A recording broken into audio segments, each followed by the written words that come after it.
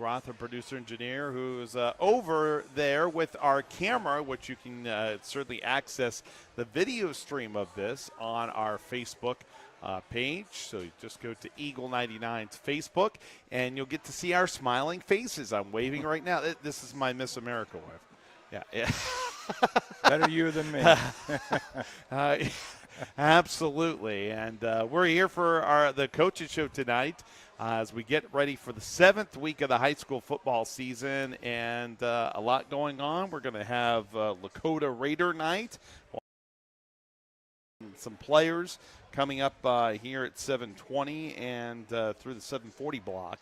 Also, we're supposed to have scheduled the athletics director at Lakota High School, Kevin Yeckley. Jake Jenny, who's the defensive coordinator with Clive, will join us 7:40 to 8. And then Chad Long with Fremont Ross at 8 to 8:20 as they preview their matchup coming against Oregon Clay, which will be for first place in the NLL Cardinal Division.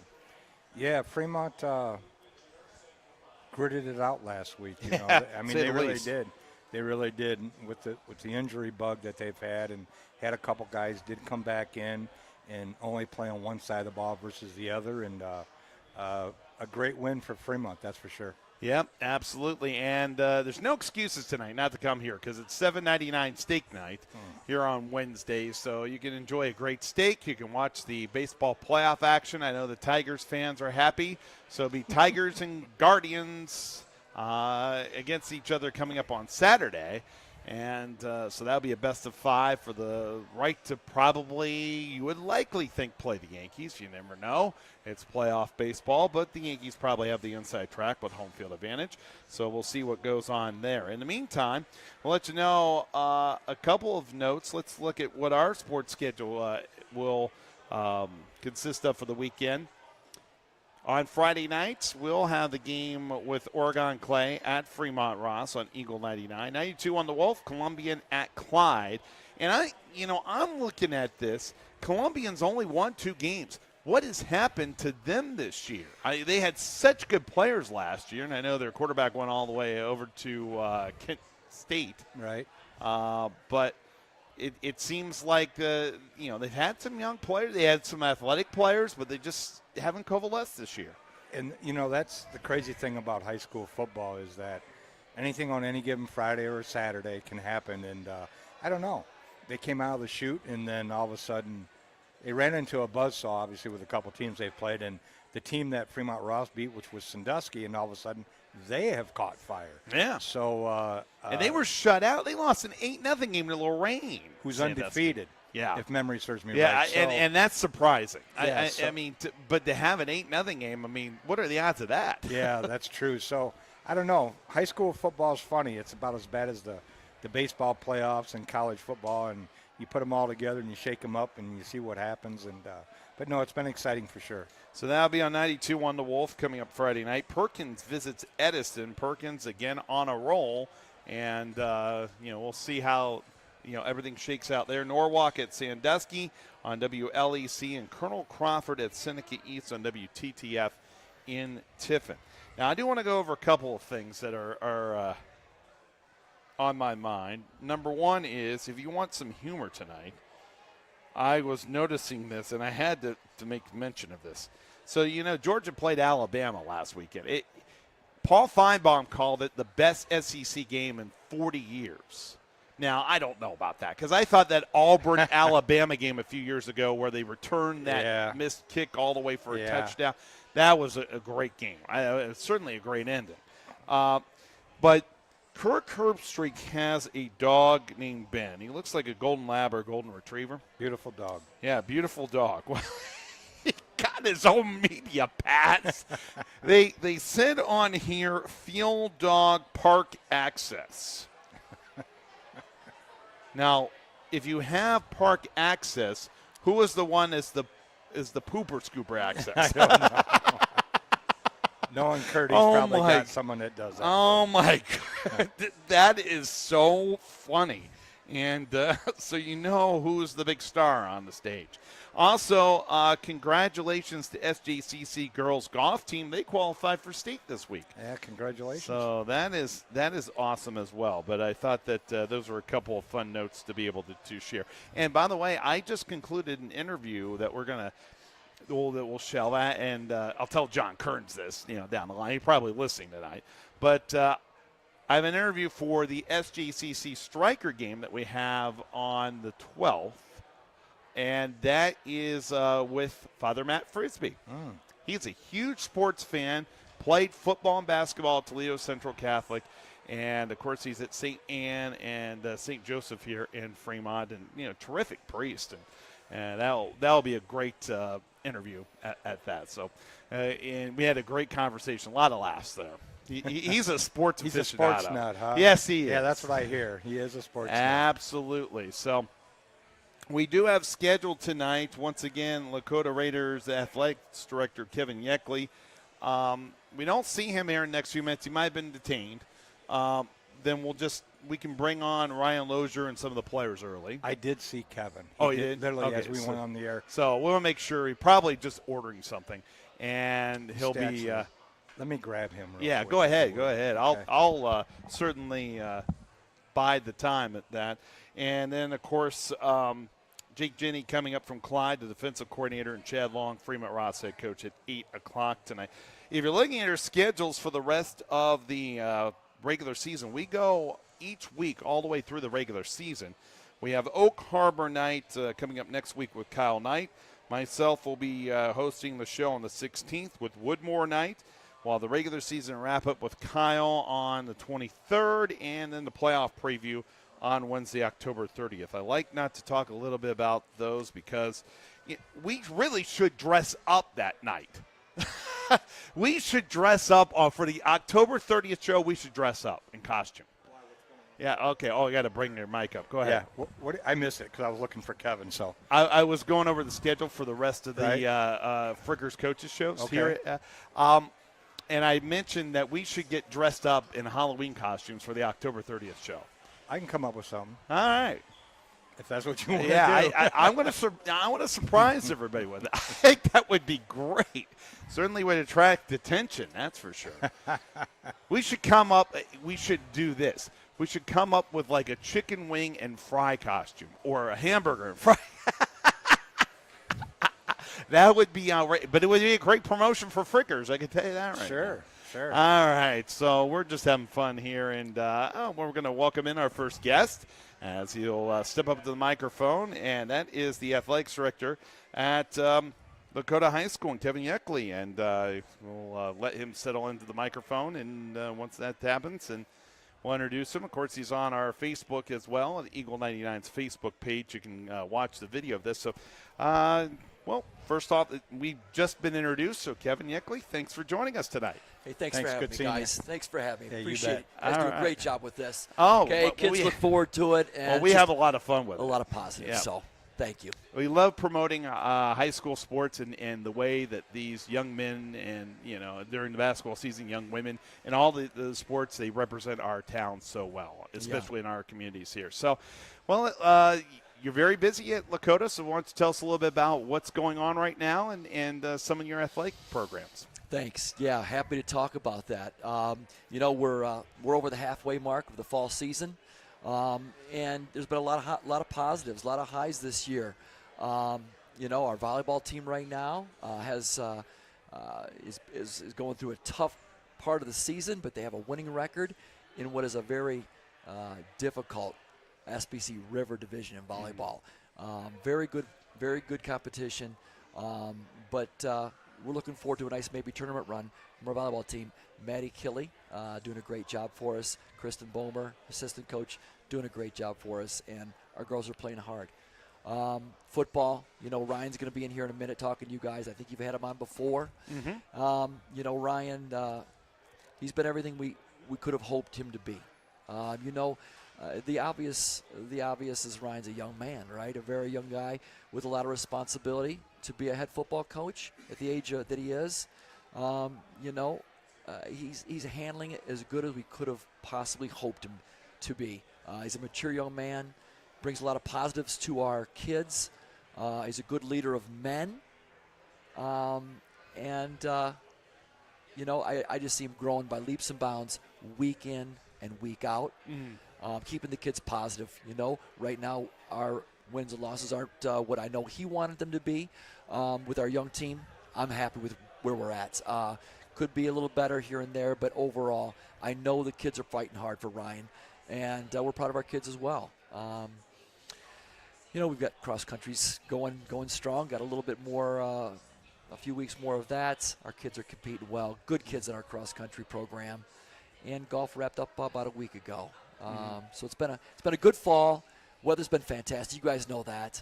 But I'm feeling fall in the air. If you woke up this morning and went out the door, it was for the first morning. Today was it. You're right. Yeah. This morning was it. I had the windows open. I thought, no, I'm going to close those now. It's getting to be fall. It's upon us now, right? Yes, indeed. And winter will be just around the corner. I know as an AD, you're constantly at it. So you're probably already thinking winter so far. And once this fall schedule gets through, it is round the clock, nonstop.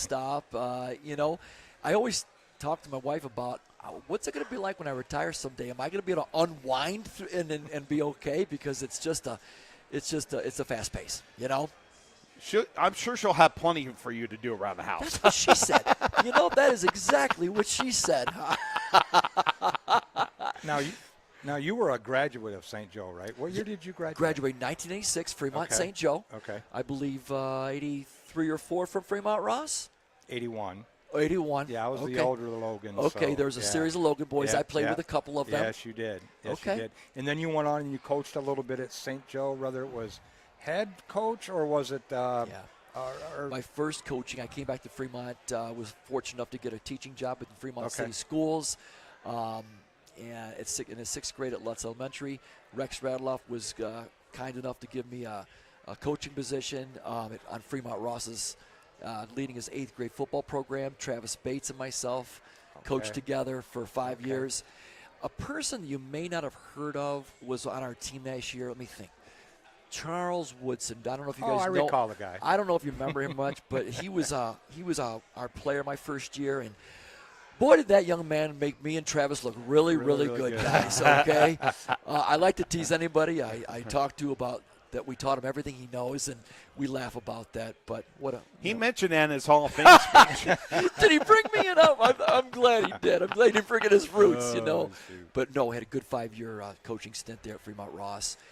Then coached some baseball at Fremont Ross as well, and then ended up coaching back at my alma mater at Fremont St. Joe. Head baseball coach for a while and coached football there for quite some time. I wanted to do a little bit of follow-up from when we were talking about Ryan Lozier, and of course you hired him on to replace Mike Linto, who moved on to Calvert. But Kevin Yuckley is joining us, the athletics director at Lakota, and when you were looking over resumes and everything, and you looked at Coach Lozier and seeing what he could be, what were some of the qualities that you thought were those leadership qualities that you were saying when you were talking about leading men?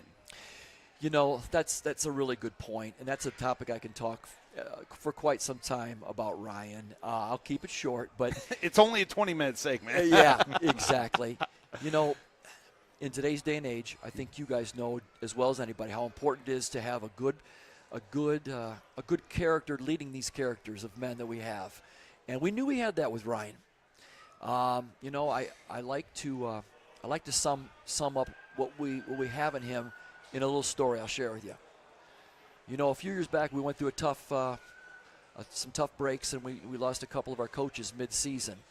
2 of our assistant coaches, sadly passed away in the middle of our football season.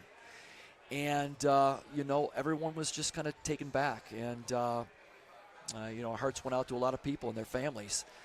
And through all of that, this young man shows up at our door literally the next Monday, and it's Ryan Lozier. And we don't know this young man from Adam.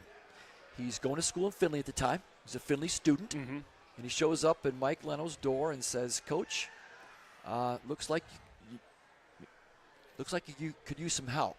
Yeah. Any chance you can put me on staff, or I can help you in any way, shape, or form, volunteer, help fill in the void of everything you've gone through? And, guys, the rest is history. That was 3 years ago.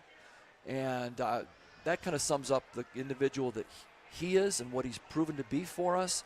He's just a good man leading our kids. Age is a side factor. When you have a person like that, your kids are going to be in good shape. And he's got a lot of good support system. He's got some maturity there with his dad and older brother-in-law, and he's got some other family on the team, and he's brought some youth on his staff, and they're just a nice mesh of what we're looking for. They're doing a great job. They're coaching their butts off, and I think the future's bright. I really do, guys. So I could talk a long time about Ryan, but mainly his character is what really drew him to us and him to us, and yeah. I had a quick follow-up to that, and as we're talking with Kevin Yeckley here at Frickers for the Coaches Show, he's the athletics director at Lakota High School, and talking a little bit about his hire of Ryan Lozier in his first year and as the head coach, and his success at Clyde, winning state title as a quarterback.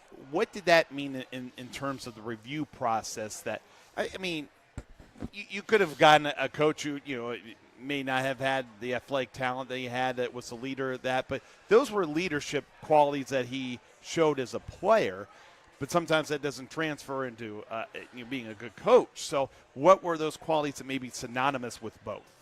Another good point you're making right there, because this is not exclusive.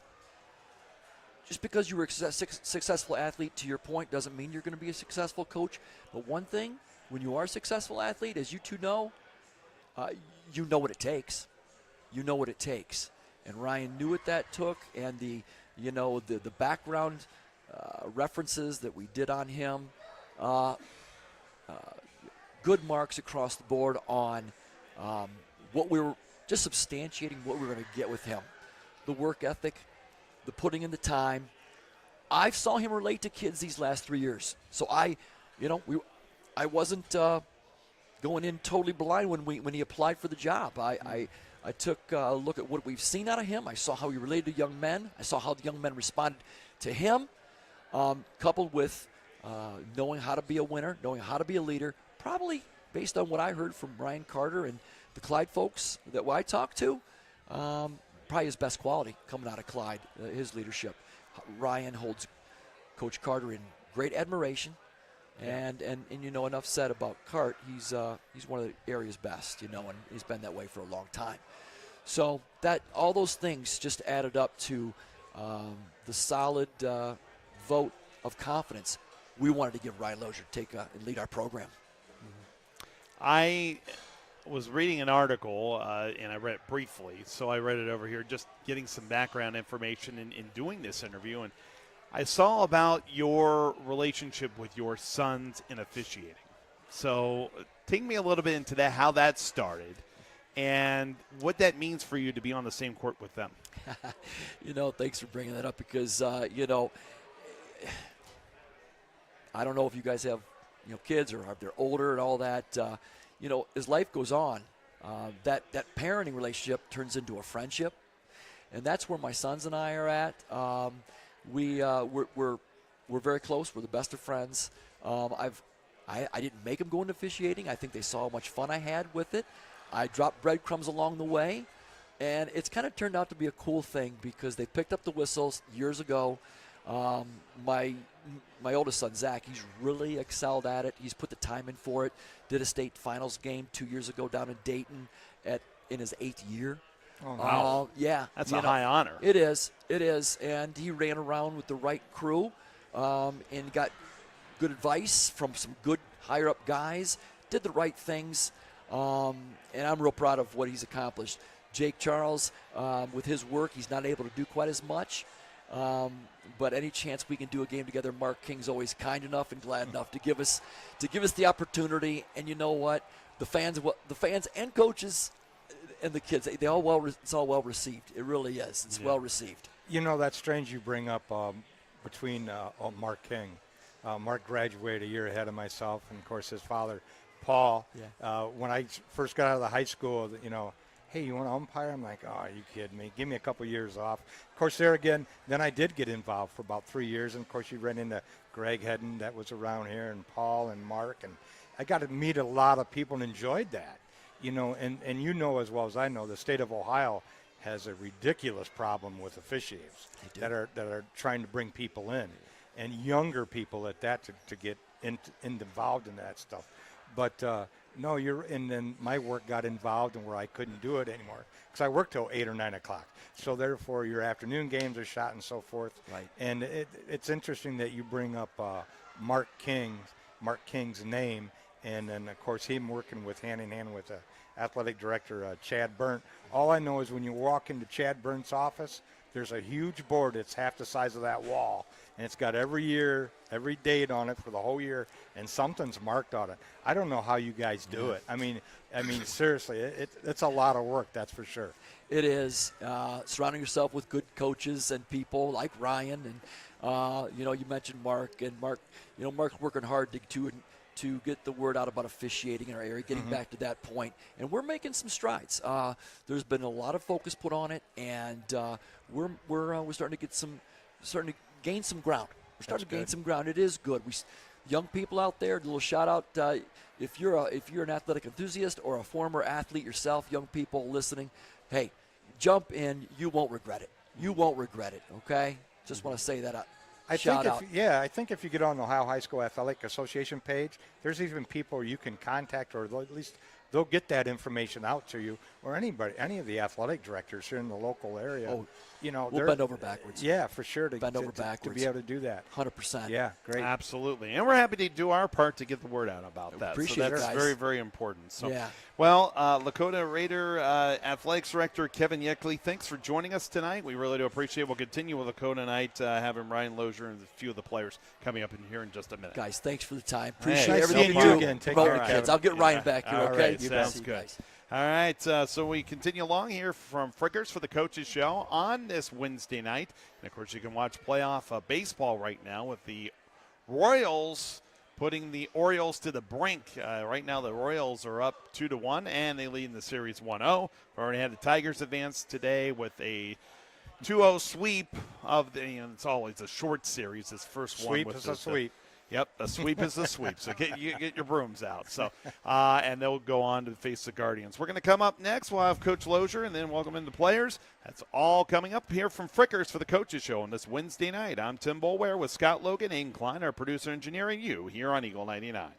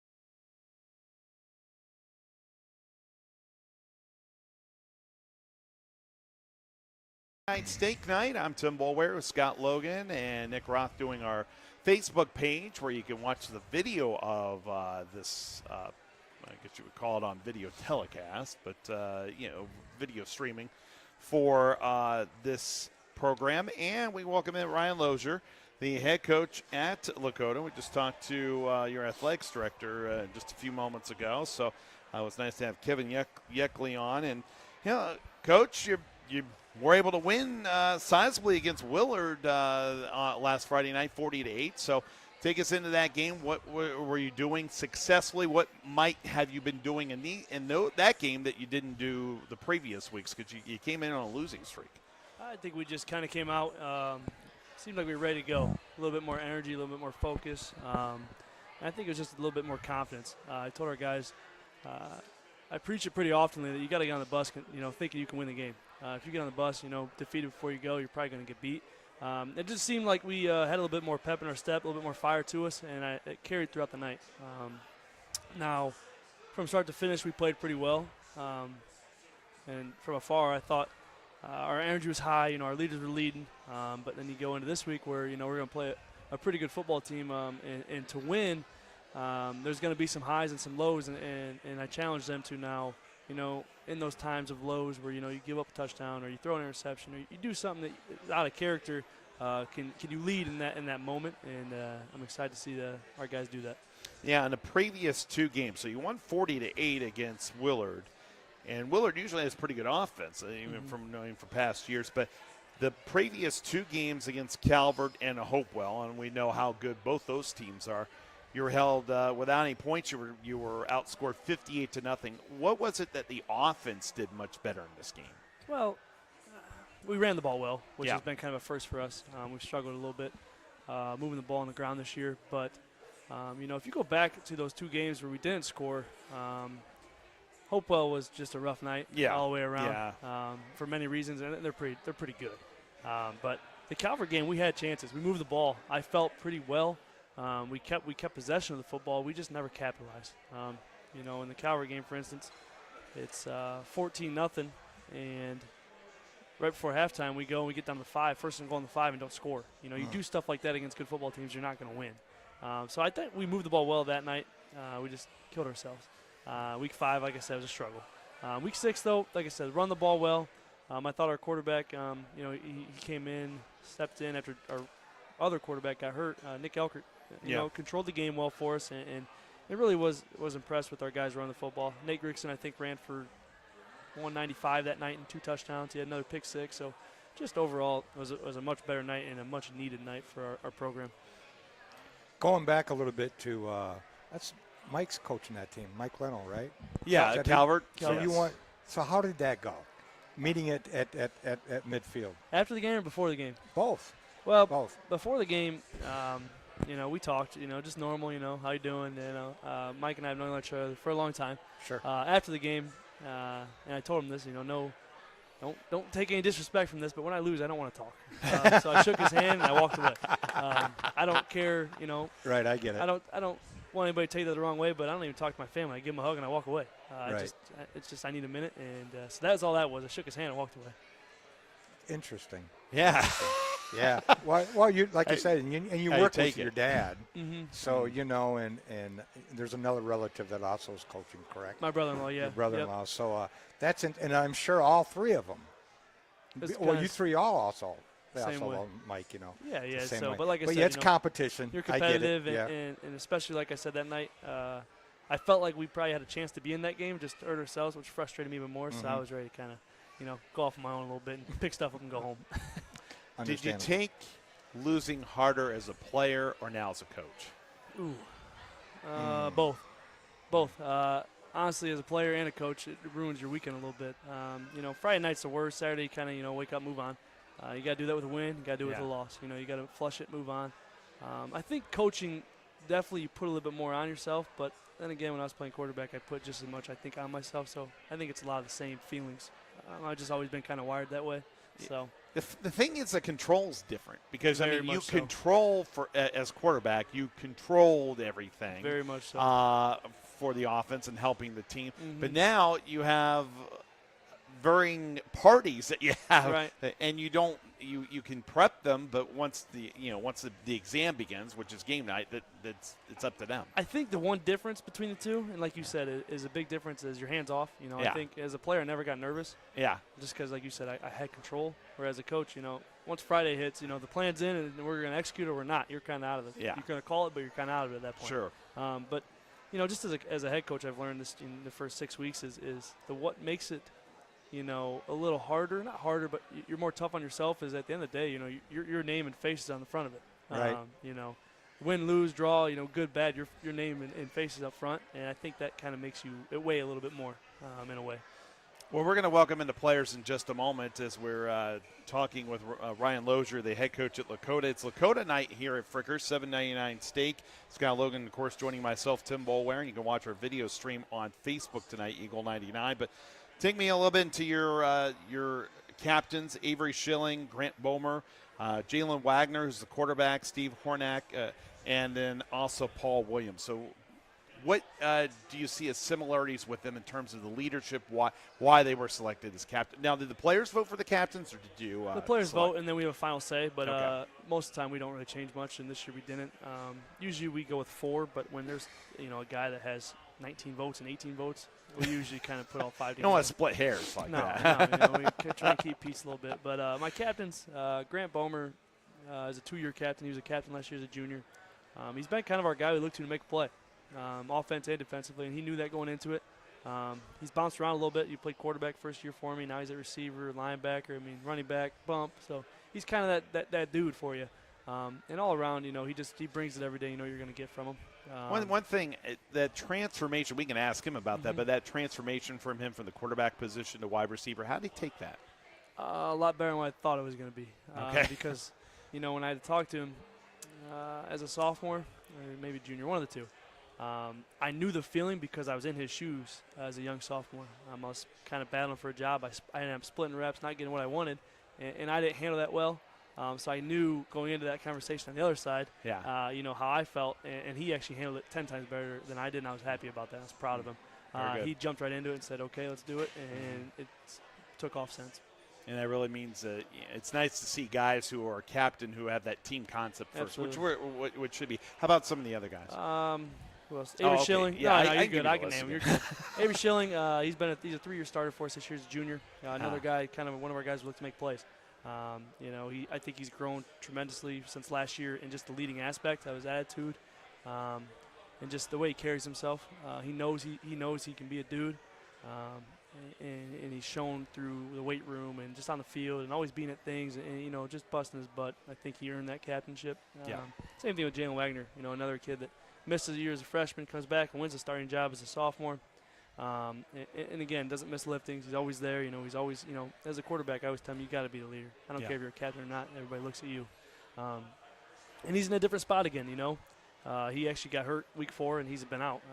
He might not be back the rest of the year. So he has to lead from a different way. Yeah. But he's done well there. 55, Steve Horniak. Steve might be one of my I can't say that. I don't have favorites, but Steve is very close if I did. He is just all around the hard worker, kind of heart of the team. And I challenged him because he's always led by example and his play, but I need vocal leaders too, and he stepped up. He's been that guy. Not everybody get sick of hearing my voice. I get sick of hearing my voice, so I want somebody else to talk. So he's done great with that. And then Paul Williams, another guy, 4-year starter, played running back for a little bit. Then we moved to the line last year. Took it well. Now he's back at running back. He played linebacker. He's back at D-line now. So he's another one that has just always accepted his role, and I think his teammates seen that and, bust his butt in the weight room. All right, well, we really appreciate it. Why don't we welcome in the players and get a little bit of what taste of what they want to talk about here tonight for everything. So thanks very much, Coach. All right, I turned down your mic, sorry, because I knew you said thank you. So we're going to get the players on here in just a minute. We're going to welcome in Avery Schilling, Grant Bomer, Jalen Wagner, Steve Horniak, and Paul Williams, all coming up next here from Frickers for the Coaches Show on this Wednesday night. And a reminder, Lakota, and we didn't even preview their game coming up this week.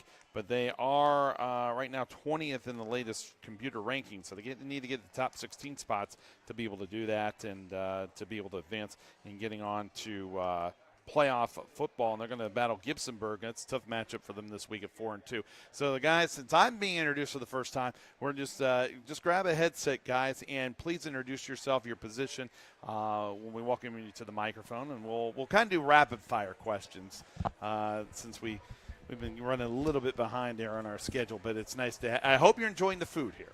Yeah, so why don't you introduce yourself first?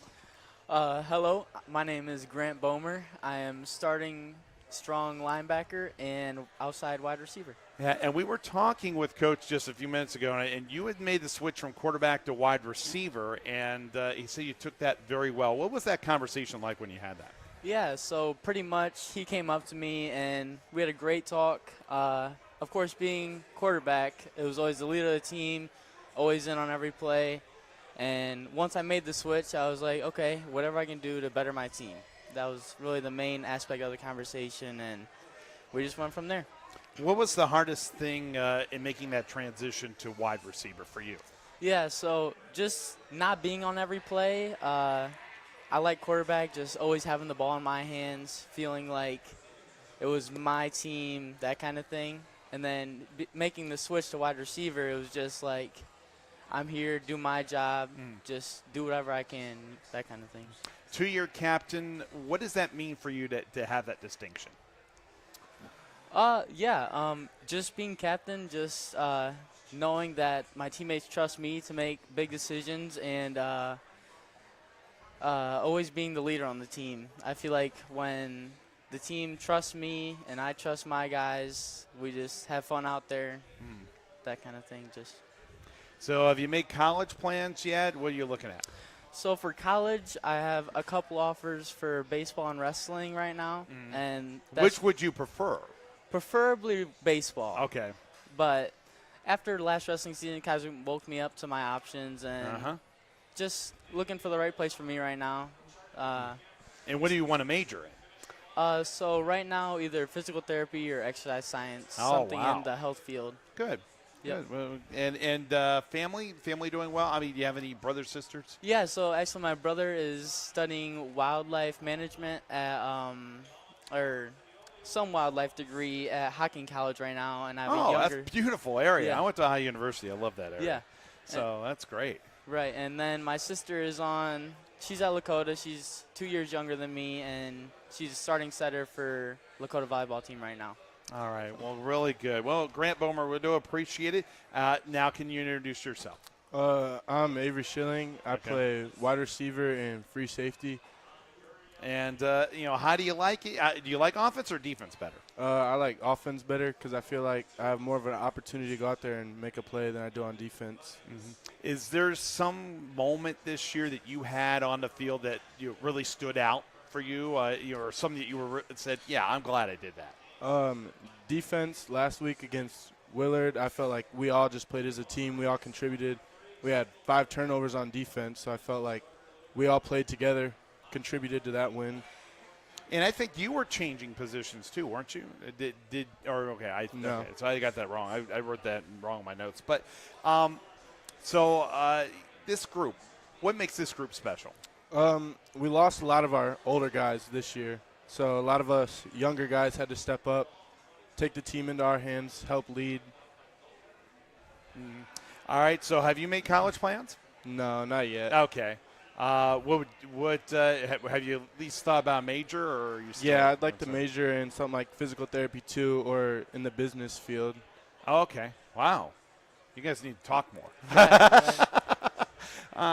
What's one thing about Grant that I should know about? Grant's a good leader. If we're ever having a bad time in practice or in a game, he's there to pick you up, let you know you're good, move on to the next play. And he's really good at doing his job, worrying about himself, making sure that he's in the right position always.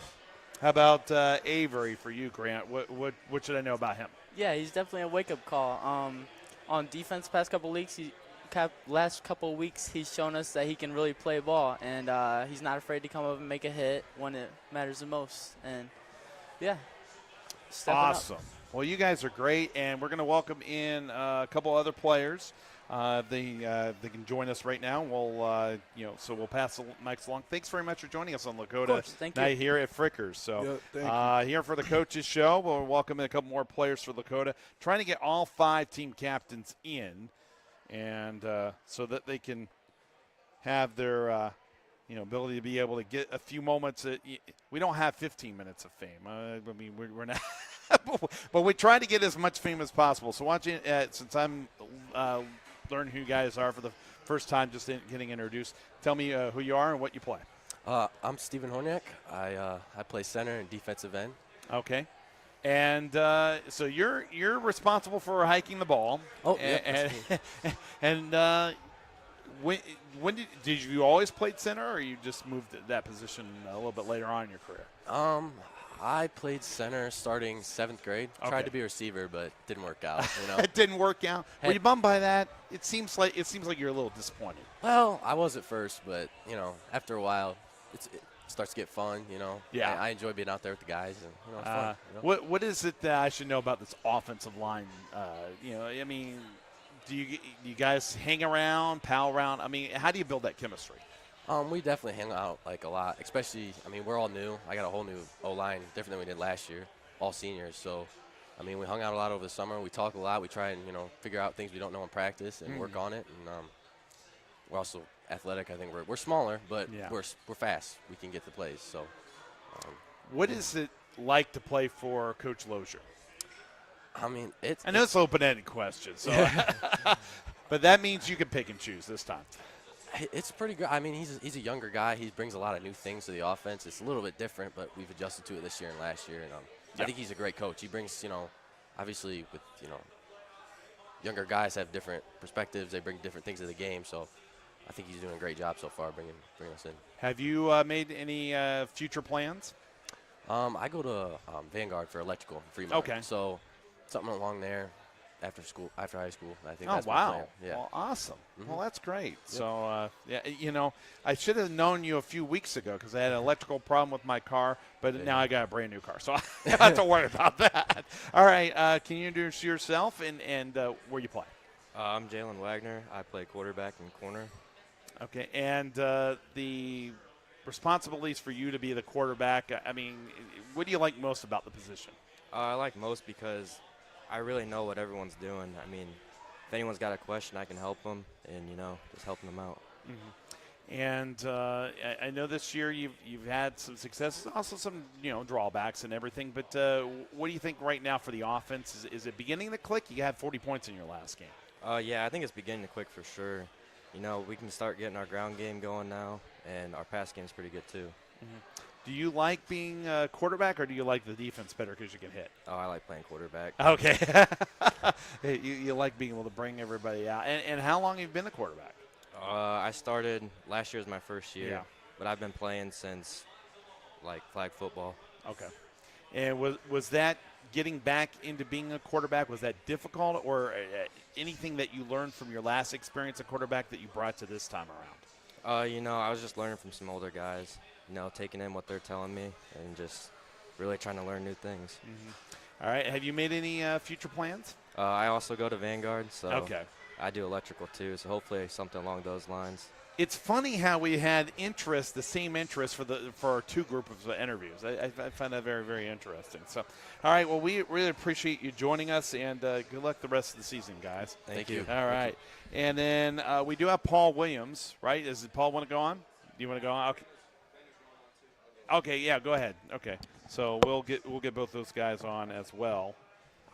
And as we're here in the coaches show for Lakota Night here, love talking to the players. It's nice to be able to talk with them and get to know them a little bit better and everything. So make sure you introduce yourself because we're I'm meeting you guys for the first time. So otherwise I would be able to do that. So why don't you give me your name, your position? I'm Brandon Leo, and I'm the kicker for Lakota. Oh. You had that big kick last year. Yeah. How far was that? That was 56 yards. 56 yards. We have to talk a little bit about that. Yeah. Okay. So how nervous were you before a 56-yarder? I was a little nervous because during practice, I've hit it before. Yeah. But in game, it's different because you only get one chance to actually hit it. So before, I was a little nervous, but if I did it the week of practice, I hit Yeah. a 60. Oh, wow. So I figured I could do it. So that's why I was a little more confident in going into it, but I was a little nervous. And then afterwards, what was it, relief? Or, Yeah, obviously you're it was celebrating, like- but yeah. was there some part of relief to that? Yeah, well, I couldn't believe it Yeah. for the first part because it's like, oh my gosh, I actually did it. So I was excited. So who couldn't believe it more, yourself or your parents? Probably myself. I would Okay. say myself. Okay. Because my parents always believe in me. They Oh, always okay. say that, but- Well, very, very good. Well, Yeah. very, very good. So, any long kicks this year? No. Well, my longest kick this year so far is 46. Okay. Yeah. Well, that's still pretty good. Are you Yeah. getting some scholarship offers because of that? Not like at the moment. I've Yeah. had like a couple D3 schools reach out, but just majority just camps like Toledo, Yeah. BG. They just Okay. invite me. Well, okay. And what do you like most about kicking? Well, the practices. I mean, I don't really do much. I Yeah. just kick, and that's pretty much it. Okay. That's why. I just decide when I'm done. When my leg's done, Yeah. I'm done. Oh, okay. Very, very good. And have you thought about any college plans? Yeah. Obviously, kicking could go into that, but Yeah. what are you thinking about? I'm thinking about if I don't get like an offer that I want, I think I'm gonna walk on somewhere. But Okay. But that's my goal for Well, now. At least. well, awesome. That is great. And you should look at the throwback videos where they used to have the barefooted kicker. Yeah, you don't I want to seen do that. that, do you? No, it would hurt, That would hurt too. especially in the cold. Yeah, yeah, exactly. And can I get your name and your position? I'm Paul Williams. Okay. I'm fullback and DN. And also, you've been switched to a number of positions as well. So how was that like? I mean, where were you originally, and then where'd you go to? I was offensive guard and linebacker, and yeah, they switched me around just to see where I'd fit better, and yeah, I had to switch my number and everything if I want to be a fullback and all that. Oh, okay. So you feeling like you're at home now with where you're yeah. at? Okay. Yeah. And how much of that is a relief? I mean, I've always wanted to run the ball, Yeah. so I'm definitely glad I get to have that chance to run it in games and all that too. And I definitely like DN more than linebacker. I get more action. Is there a play that stood out in your mind as like, wow, I'm glad I did that, or that was a big play that really helped my team? Well, I mean, the first time I ever ran it, I thought it was a good play. I got a little, I don't know, I think it was 8 yards. I got a little hit in there, but I think my first touchdown at Willard, I thought it was amazing. And what do you like most about football? I'd say just friends and all that, just hanging out with friends and hitting. Yeah. All right. And so when you go to the next level, you go thinking about future plans. What are you thinking so right now? To be honest, I have no clue. I've been bouncing around everywhere looking and trying to figure out what I want to do after high school and all that. Yeah. Well, that's not a problem. You're not the only one in that boat. And is there a major you're thinking about, or you're still looking at that too? I'm still looking into that. Okay. Anything that jumps right now at you? It's a leading question. If you don't want to answer it, that's okay. I've always thought about military, but Wow. I don't know if I want to go to college yet, though. Yeah.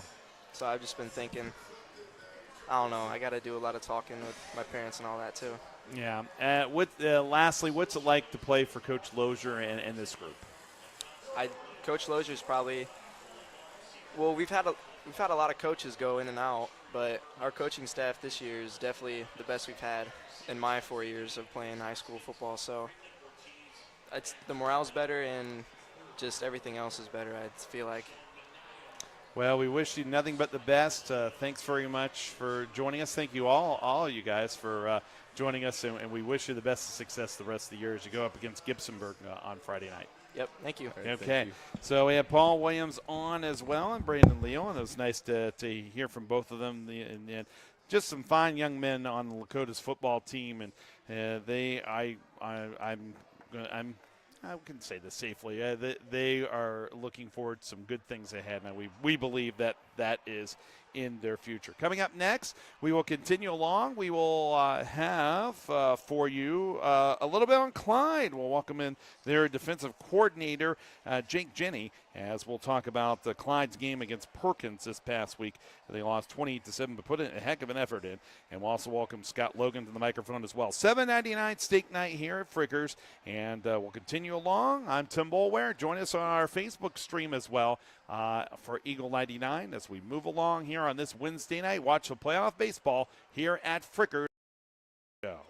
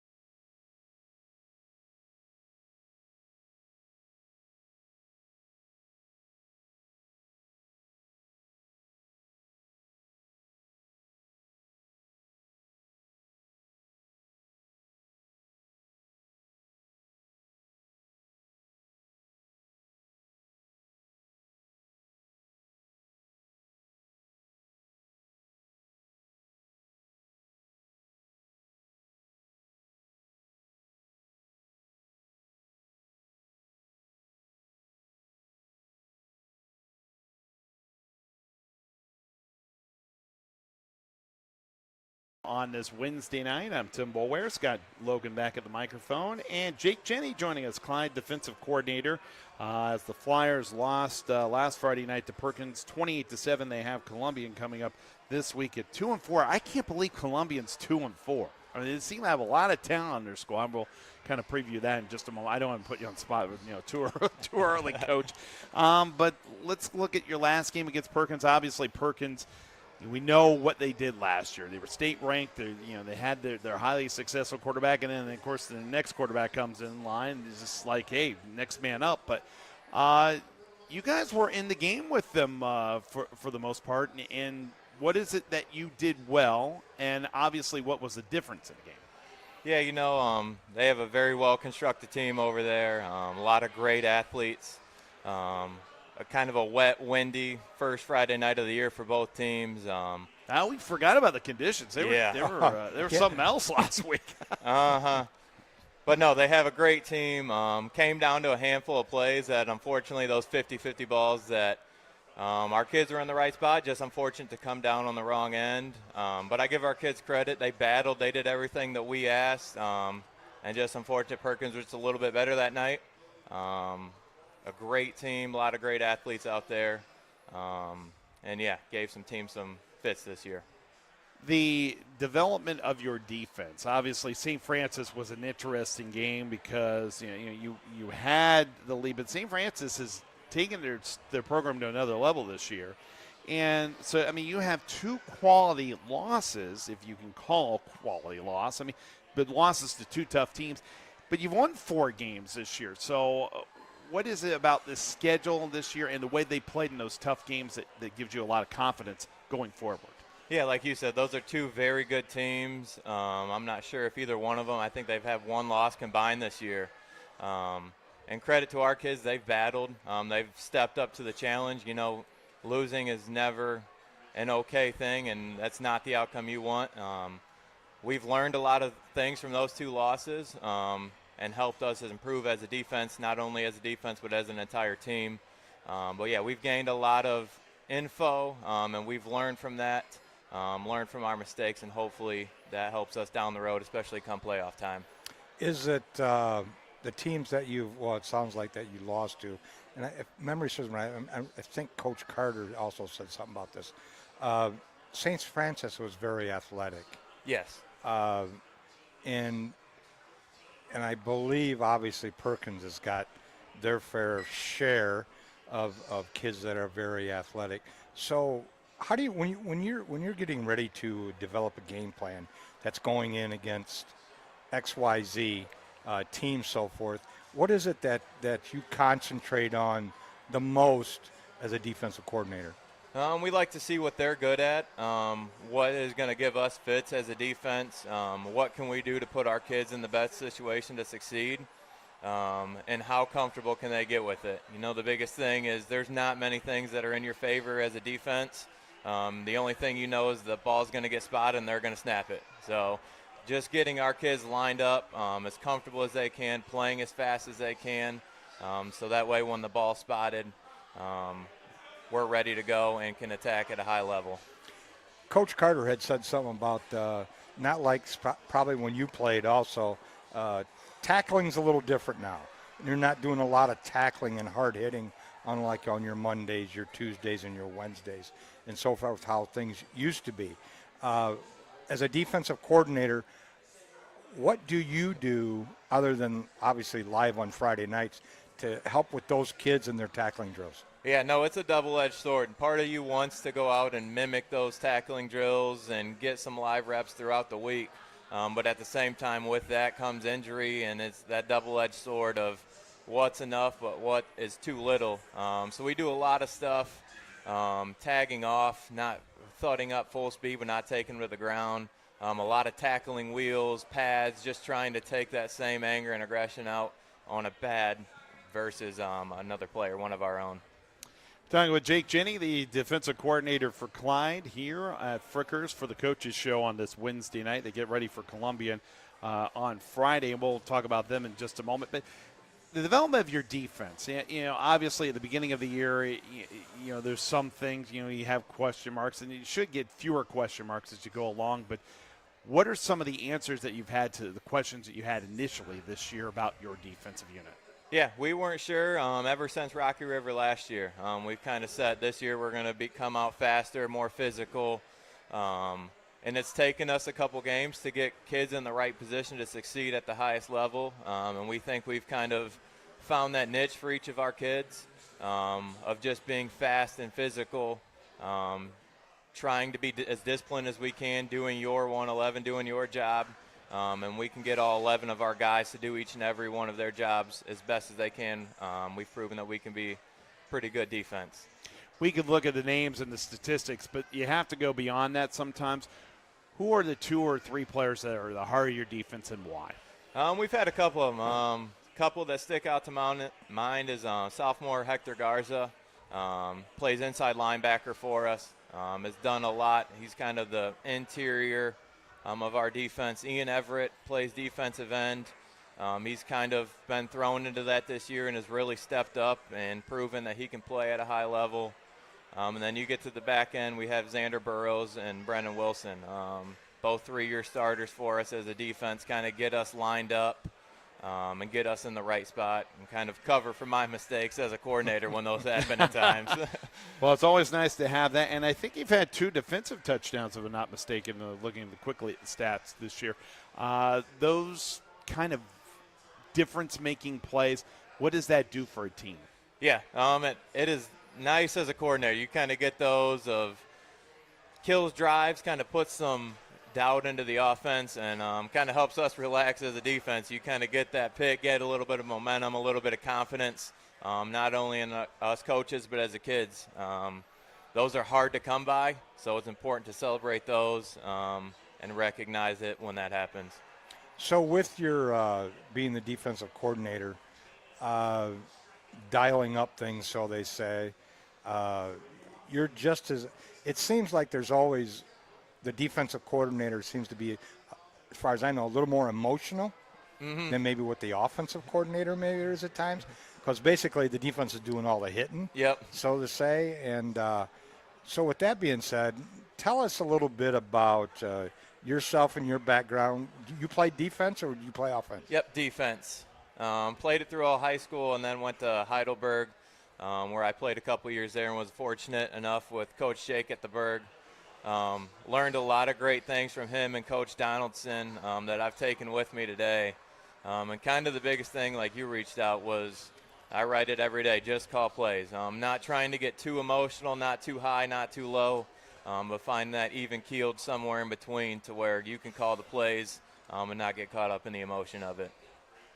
All right, let's focus on Columbia. Obviously, you have that game coming up on Friday night. We'll have that game on 92.1 The Wolf from Clyde. So initially, at the beginning of this year, I know they lost the Rogos, and they are really good from last year's squad. Both of them went to college to play football. But now that it seems like that they've had guys in there, they have some talent there, but they've struggled. So have you pinpointed where they're struggling and what you might be able to exploit on Friday? No, they're a very good football team. They've played a tough schedule. They had Jack Newlove got hurt earlier in the year for them, but it seems like they're kind of finding their identity. They're a fast, physical team. They come ready to go against us each and every year. And I'm sure Friday when they come into Clyde that it is going to be a hot, heated battle against us. What if you feel like has your defense done well at forcing turnovers this year? And what moments do they come at? Are they coming at the right moments for you? Yeah, we've had a couple of them. You know, you always wish for more, but I thought we've done a great job so far. Our kids have really bought into it. They're playing hard. We're making improvements. We're learning from our past mistakes. And getting a little bit better each day, and then each week on top of that. The two losses, obviously, are losses. But there again, the goals are still in sight, obviously. Yep. Obviously, you need a little help, obviously, but the playoffs are just not too far away. Right now, they're a computer. It's hard to look at these numbers because right. they change every week. Right. And some drastically, but you're right now in the 7th spot, so you could host a first-round game. And I'm sure you guys aren't talking about that. Yeah. It might be in the coaches in the back of their minds. Yeah, I'm sure. Every coach, I don't care who they say, I haven't looked at that. Yeah, you have. You looked at it, you shut it, and you leave it go because it'll be there by week 9. Then you try to figure out what's going on. But tell us a little bit more. What kind of defense do you run? It's kind of a 4-2-5 with 4 defensive linemen, 2 on the inside with your 5 DBs on the field, where you kind of have one as a safety that can both play in the box, but you ask the cover guys, and you kind of ask that guy to play multiple different roles. It keeps some guys in the box, but also with today's game of throwing the football helps you kind of defend against the pass that everybody's going to nowadays. Do you have that one guy that likes to really get busy? I mean, he's flying all over the field. Yeah, yep, we have a couple of those. Andrew Burrows I mentioned earlier. He's a third-year starter for us. Has kind of found his role and plays that at a very aggressive level for us. All right, well, we appreciate Coach Jenny joining us. Jake Jenny, the defensive coordinator for the Clyde Flyers. Once again, 92-1 The Wolf on Friday night as they go up against the Columbian Tornadoes. Thanks very much, Coach. We appreciate it. Good luck Friday night. Thank you, guys. All right, and as we're going to continue along, we'll find out more about Fremont Ross on Friday night as they battle for first place in the NLL Cardinal Division, going up against their old familiar rival, Oregon Clay and Mason Heichel, who's a commit to go to Pittsburgh next year. All coming up for the Coaches Show, 7:99 steak night here at Frickers in Fremont on Eagle 99.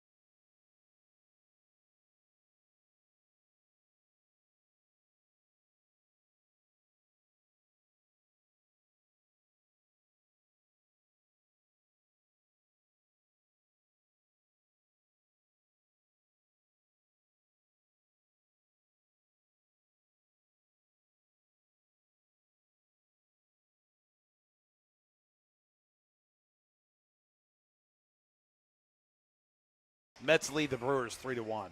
I can't stand the Mets. Tigers won. That's all I care. Well, yeah, we talk about that. That's our after show. All right, we're here with Chad Long and talk Fremont Ross football as they go up against Oregon Clay coming up on Friday night. And Mason Heichel, we'll talk about him in just a moment. But first off, and I know you get this a lot, what's up on the injury front this week? Right now, Talon Brown hasn't practiced a whole lot, so that's our question mark of a guy. Jace, and he's like, man, I felt really good. So that's great. I am glad, but Elijah Isgary did a really good job running the football last week. So it'll be back to those 1-2 punches with those two. Well, but a little disappointing about Talon Brown because he rushed well last week. 8 rushes, 55 yards. 8 rushes, 55 yards, all in that first series. Besides when he had to come into one play when Carson had his helmet get knocked off. So, but yeah, it stinked because, he had a good first series. I mean, most of the work was really him. And, when he scored the touchdown, one of the kids came in and put a helmet right on his back. And I don't know if it's the back part of his rib or something like that. So he's kind of ginger still a little bit, kind of walking around. How's he breathing? Breathing okay? It's okay. It's more or less when he tries bending over and stuff. Okay. And we haven't had Doc Hershey all week until today for treatment-wise because he left and went to Vegas for a little mini vacay. Great place to go. Was he looking for the Browns game? Yeah, I think he went. He did go to the Browns. He did go. game. I was going to say. I thought he did go. Yeah, to the he did go. Browns game. He did go to Browns game. Well, that was a disappointment. That's another story. Oh, well. It's Cleveland. Chad Long joining us here for the Frickers Coaches Show. And I look at and I just thought about this earlier today. So your 2 wins came down to the final couple of seconds. You get the interception from Jadrian Brown against Sandusky. And then Cade Reinach had a great tackle there at the end of the game. Now, I misidentify him because, I'm getting blind in my older age, but cannot see the uniform numbers as well. But we did give him the player of the game, so at least I made up for it there. So, good. But take us into those 2 wins and just how close it came and the difference that your defense made, especially on those 2 big plays in the late moments. So, first off, number 6 and number 3 for Napoleon are phenomenal athletes. They're big they boys. were. Yeah, they Very were. good. The whole team and the quarterback's a really good quarterback. For them being a D4 school, they're tough. I think when our offense can move the ball, which we were able to do against Napoleon and we were able to do against Sandusky by running the ball, that keeps teams off the field on the offensive side. And our defense isn't always playing with their back against the wall. And I think our defense is predicated around bend but don't break type style. In my mind, on that last play, I would have definitely put the ball in the hands of number 3. And they did the opposite. They ran a jet. 3 was killing us on that jet. And, we made adjustments. Second half, they weren't so successful running the jet with number 3. But I wouldn't have called that call. I would have made sure my best player was getting the ball. Watch the final scene of Hoosiers and watch what the reaction was when Jimmy didn't get the ball. Yeah. That's all you need to know about who gets the ball at the end of the game. Yeah. The guy has been doing so well. Yeah. The weather. I wasn't. These guys are up in the box, staying dry and everything. We're that soft. weather was we're really soft. Yeah, that it weather was weird. That weather was something else, and it was kind of weird. We talked about the coin flip. There was something that was kind of strange about the coin flip, and they won that they won the toss. They won the toss. They took the ball. Right. But it was straight. No, it wasn't. No, they had the ball. They had the ball. They had the ball second half or first half? They had the ball to start the first half. I think they. Yeah, I think. Okay, it was weird. It was really weird. The whole way of we had the wind to our back, and I don't know. It was strange, but speaking of the wind was terrible. And you know as well as I know. But the punt, our punting team didn't do bad. Yeah. You know, of course, that little one hopper to the guy that all he had to do was make 2 moves, and you could see it. I mean, I don't know if you saw it on the sidelines, but you could see where all it was a matter if he made one cut, there was just enough hole there. He was going to hit it and go, and he did. And, of course, we did well also, you know, in our return game. And there was a lot of determination from Fremont. It seems like we might have been down a little bit, and then something happened or something went our way. We caught a break. Or something, and that seems that picked up the kids and this coaching staff. Here's the other thing is you can't be up 20-0 and allow teams back into the game when they shouldn't be in the game from our play of how we're playing. But, you know, it's you know, we were fortunate and lucky to come away with that win. I wasn't panicking. I wasn't nervous about our defense making that stop at the end. The penalties, oh boy, don't even get me started with those officials. They were kind of, they were crazy. The weather was crazy. It played to the favor of them. But, you know, you go from swirling winds to 30-mile-an-hour winds to a light drizzle, sideways rain coming. It was just a weird night. But, you know, I was happy that we were able to run the ball like we were able to kind of keep our defense off the field. So, and Bryce Eastep really has stepped up in the kicking game with Carson Lewis being out, not being able to kick off and stuff. Bryce Eastep, not only is he kicking off and he always does the PATs and stuff like that, but now he's punting because Braylon Garza's out for the year. So he's doing a great job, you know, and we got to still fine-tune up our PAT. I think we're just a little too slow. Bryce just needs to time that up a little bit quicker with the kids coming off the edge. Yeah, and you've seen that just like I've seen that down. It's like, okay, the snap is there. Yeah. You got to it's got to be now. And then it seems like from here, got to be a little bit quicker here. Yeah. And then it's all in timing. But it seems like there's about a half a second or so that it's not just quick enough. The thing I was worried the most when Talon Brown got hurt, Griffin Vassar had to come in and do the long snapping and the short snapping. He did a heck of a job. He really did. You know, first time he's ever been on the field on a Friday night. And he came in and he did an excellent job snapping the ball. That's not an easy job. No, not an easy job. I've seen it. It's happened to us so many times. Sure. Punts over the head or dribbling back there. And it's not an easy job. So, you know, kudos to Vassar being able to step up. That's great. Now, a few questions here for Coach Chadlong. Get ready for Oregon Clay in the battle for first place in the NLL Cardinal Division on Friday night. And it's homecoming, so a homecoming SJCC while they're homecoming on Saturday. You have yours on Friday. And a couple of guys on defense I want to focus on. So Cole Myers is making a huge difference right now. In the last game, 4.5 tackles last week, 3 for a loss. What is it that he's doing so well to get off the ball and making those plays? It's mental. You know, he's a tough kid. He's 6'4", 325 pounds, and he's mean. And in my mind, he's our best offensive line as well as inside. He's playing pretty darn good. He did really well against Finley. He was penetrating, kind of lost control, hitting the running back. Didn't think he was penetrating that much, but he was hitting the running back in the Finley game. And he's tough. He's playing both ways. You know, Cole is right now would be my most valuable player on the lines on either side because of the way he's playing on both sides of the ball. He don't complain about being tired or anything. He's just tough.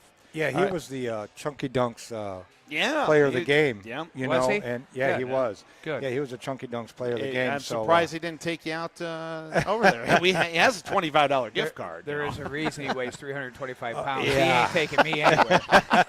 And he's a very polite young man because I did get a chance to interview him and so forth and congratulate him. And then, he's a very good, good kid. Great student athlete. Kid.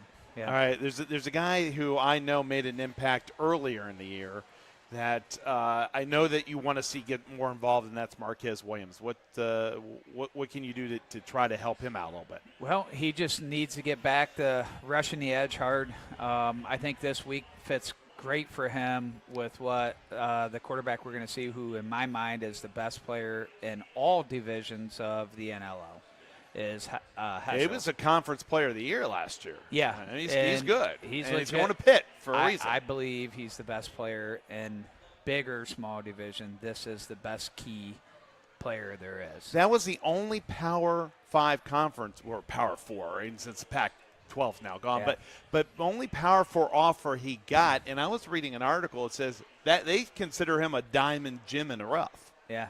So, I mean, that's high praise. I'm just going to say, without him, I don't know if they win any games. Wow. You know, that's how impressed I have been for the last 4 years watching this kid play. I mean, you've seen it over the years. Yes. Last 4 years, I mean, this will be the 4th year. You'll see, we'll have 3-4 kids around ready to sack him. We'll miss 10 sacks against him. He'll find a way to get out and throw it down the field or take off running. Back to your point with Quez, this is made for him because he has unbelievable speed. He can come off the edge. They have 2 big tackles. I think if he uses his hands properly and, you know, quick with his hands, he's going to have a good night. Okay. I did notice, watching a little bit of film, I'm not so sure about the rule on blocking. They so can't as a throw lineman, you down. They can't. So if I'm an offensive lineman, I can't. Can I go straight at your legs? Yes. However, okay. It can't be a high-low. A guy can't touch you. Okay, right. So Napoleon was doing that quite a bit and never got called until later at the end of the game. At the end of the game. And it was a true high-low. You cannot even touch. If someone's cutting, you can't your guard beside you, center's cutting, the guard can't touch that player. That's considered high-low. I did. Okay. A running back can't cut. Right. So, but the lineman can cut. Okay. Yep. I did notice a lot on watching a little bit of the Bowling Green. There was at times they moved the ball pretty well. Especially they seemed like, of course, they were stacking Bowling Green had everybody at the line. You know, there was 9-10 guys, you know, that lined up and we're going to play smash mouth football. But it seemed like they did do a nice job at times setting the end. Yeah. Setting the edge, excuse me. Setting the edge. They had number 17. And a nice little counter play, too, they were running. Yeah. You know, I always say against a great quarterback, you're running the ball is the best defense against a great quarterback because you keep him off the field. And his timing was off. A little bit. Because Bowling Green was on the field a lot. Right. You know, when they run that kind of wing T style offense, they're getting chunks of 4 or 5 yards, which is eating up the time. So he's not in a rhythm. And Bowling Green had a great defensive game plan, and that's number 17 from Bowling Green on the defensive end. Closed down any chances of him getting outside, rolling out. And I think that flustered him. And in the past, knock on wood, we have been pretty good at flustering him and bringing hats and getting to him. And that's the thing. You're going to have to bring more than one hat. Oh, for sure. But we know that. But how do you stop someone? Because it seems like he's got that clock that goes off in his head, 1,001, 1,002, he feels pressure, and he spins. Yeah. It seems like he's it's spinning. Beautiful. Yeah, and I'm just waiting and watching film. You know it's going to happen. Yeah. And you still can't stop You can't stop him. And he spins out. It's like 1,001, 1,002. There's the spin, and there's all of a sudden there's green grass. Yeah. You know, and he takes off. And he's got great instincts when it comes to being pressured and when to go and when not to throw and when to throw the football. Yeah. I was just saying this to Carson Caden today.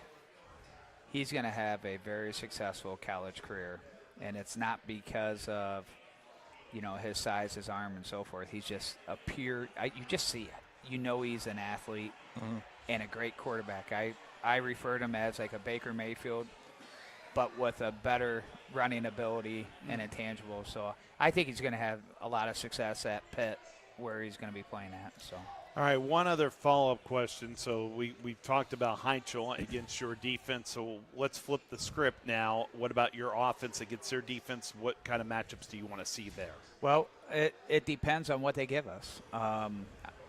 It could be a 30 front, so they're in a 3-4 type defense, or they're going to be in a 4-3 type defense. So it depends on what they give us. No matter what, we're going to run the ball. Yeah. It just depends on what style of running are we going to do against them. They play a lot of invert defense, which is 3 high in the secondary. We have a lot of really good route running combinations that we're going to throw at them. But as far as running ball, I feel confident with our guys and how we have against Napoleon and then moving forward of how we plan on blocking against, their defense and what we're going to see. We've seen everything. A 30 front, 50 front, 40 front, we've seen it all. So right now it's just, are our big boys going to show up, or are they going to play aggressive like they did against Napoleon, or are we going to not play so aggressive like we did against, say, Tiffin Columbia? So it's a matter of who's going to show up and when in the trenches, because we could run the ball a lot against them if we choose to. It's going to take 2 good halves of football. Oh, for sure. And the turnovers, I can't remember how many turnovers we had last week, but One. I was going to say, I think it was, and I think that interception, the interception, right, the tipped interception. Yeah. So turnovers-wise, we took care of the football, which is important, and the penalties, I know they had more penalties than what we did, if memory serves me right. Even if you throw out the first drive that Napoleon had, that's the first 3 plays were false starts. False starts. They did a lot. And it's just like seemed the laundry on the field is. Are you kidding me? Yeah. But there must have. But it seemed like that they were being the officials in this case. It was ticky tacky stuff. And missed some of the obvious stuff, right? Yeah, so they missed the obvious, and it's that was an older group. Mark King even told me before, hey, listen, this is going to be a rough one. Yeah, this group is old. They're not going to be able to run. They're not going to be able to see a whole lot. Mm-hmm. But, I think they're from Central Ohio, I think is where they were from. And he said, just understand this older group, that's going to be there. So you don't win and lose games technically always by officials. You can sit here and blame them, but I don't. It is what it is. We got to just battle through that. Never do we ever get calls, so I'm not worried. We never get calls. They call it Fremont versus the world for a reason. That's true. All right. Well, we look forward to having you, to being with you on Friday night. Let's see if we can make it a successful homecoming. That'd be great. And not only that, get first place in the NLL Cardinal. That would be great. That'd be great. All right, Coach Chad Long joining us and wrapping up our Frickers Coaches Show. And Cal Knight will be back for next week, as I'll have Oak Harbor Night here at Frickers. $7.99 steak night. Of course, they have nightly specials, and kids 10 and under eat free. So ask your server, of course, for more details.